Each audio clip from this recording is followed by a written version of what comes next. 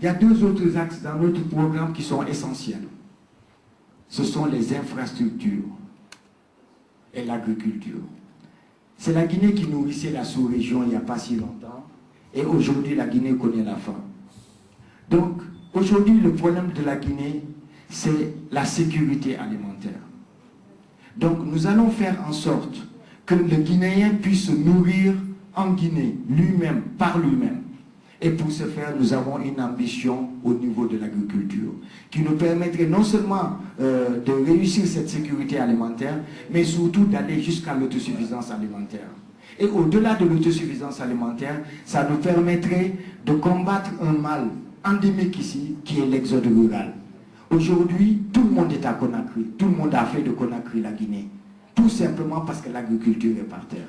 Donc, développer l'agriculture aujourd'hui a des aspects extrêmement positifs pour l'avenir de ce pays. Et donc, mais la façon dont nous voulons organiser l'agriculture, ce n'est pas nous jeter dans tous les domaines. Non. En lieu et place des 4 régions naturelles, nous allons créer des régions économiques. Nous allons faire en sorte que là où l'arachide peut être bien produit, que ce soit la zone économique de l'arachide. Pareil pour le riz, pareil pour le maïs, etc. Et les productions industrielles pour lesquelles on était les premiers, aujourd'hui on est les derniers. C'est nous qui avons appris aux Ivoiriens à faire le café cacao. Ils sont devenus premiers producteurs mondiaux.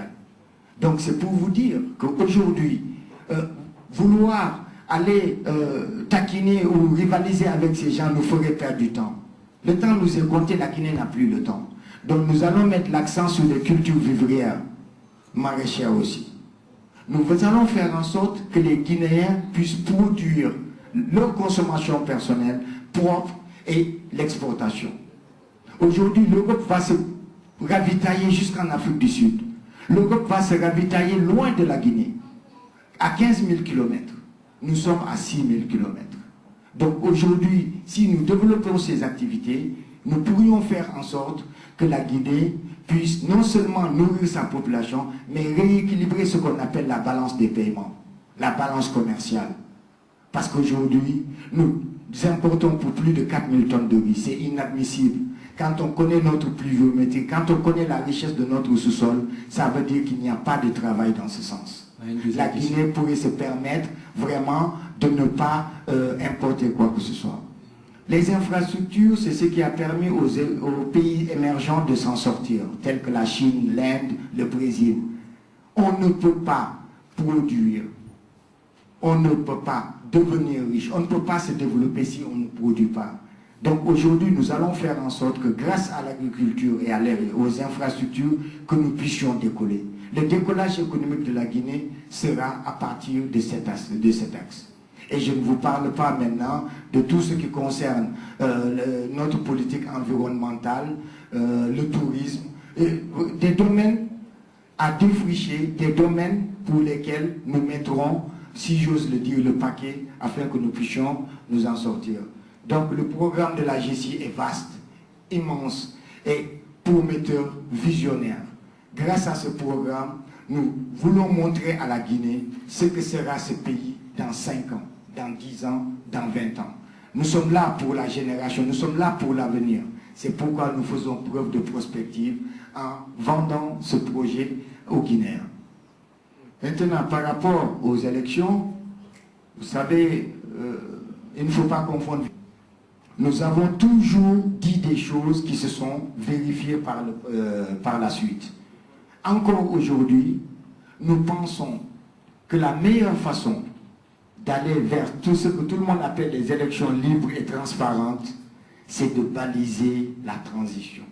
C'est de faire en sorte qu'il n'y ait plus de reculade. C'est de faire en sorte qu'à chaque fois que nous franchissons un pas, qu'on n'ait plus à revenir là-dessus.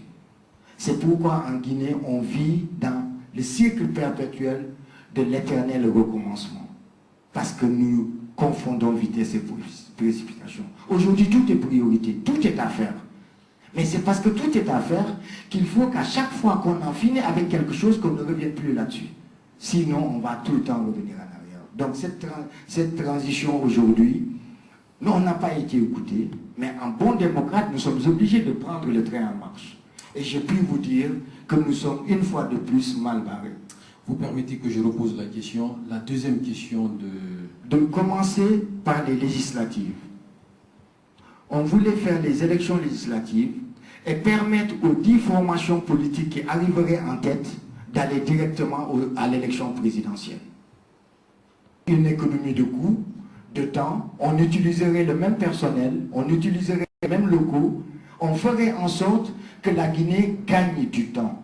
Donc en organisant les législatives le premier du mois et en permettant aux 10 formations politiques arrivées en tête d'aller automatiquement à l'élection présidentielle, ça veut dire qu'il y a la transparence.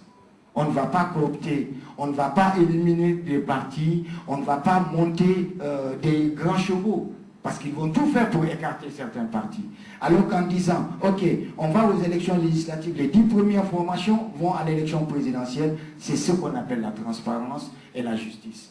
Et une fois que ces 10 formations politiques arrivent en tête, 2 semaines après, il n'y a qu'à changer les bulletins, on va à l'élection présidentielle. Et c'est ce que nous avons proposé. Et nous pensons aujourd'hui que des élections couplées seraient la meilleure formule d'aller vite et d'aller avec prudence. Je vous informe, M. Foudé. Alors, nous avons